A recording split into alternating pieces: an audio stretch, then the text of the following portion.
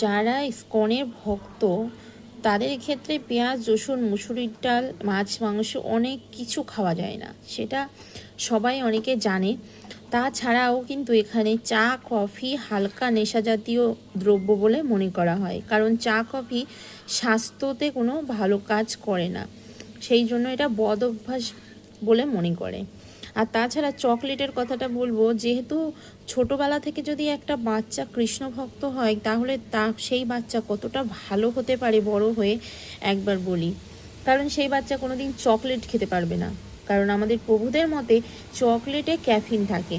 এই তাই এটিও এক ধরনের লঘু মাদক দ্রব্য। চকলেট অস্বাস্থ্যকর, কারণ এতে রক্ত দূষিত হয়, শরীরে কালো ছাপ পড়তে পারে।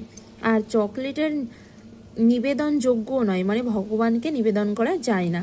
কিছু ভক্ত অবশ্য চকলেট খাওয়া যেতে পারে বলে মনে করেন, তবু এই ব্যাপারে রক্ষণশীল হওয়াই ভালো, কারণ চকলেট ছাড়াই আমরা বেঁচে থাকতে পারি, এই কথাটা বলছে। অবশ্যই কৃষ্ণ ভাবনা অর্জনের পথে এগিয়ে যেতে পারি।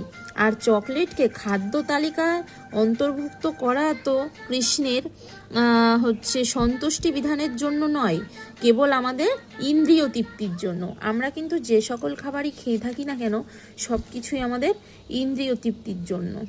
তাই এই চকলেট, কিছু কিছু জিনিস সত্যি খুবই ভালো লাগে এই বইটা পড়লে, কারণ একটা বাচ্চা যদি ছোটোবেলা থেকে কৃষ্ণ ভক্তিতে দেওয়া যায়, তাহলে তার বড় হয়ে চা, কফি, যে কোনো নেশা জাতীয় দ্রব্য কিছুই সে খেতে পারবে না, এবং চকলেটও খেতে পারবে না।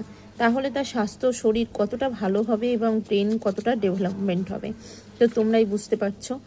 তো অবশ্যই সবাই কৃষ্ণ ভক্তিতে যোগদান করো, এটাই বলবো।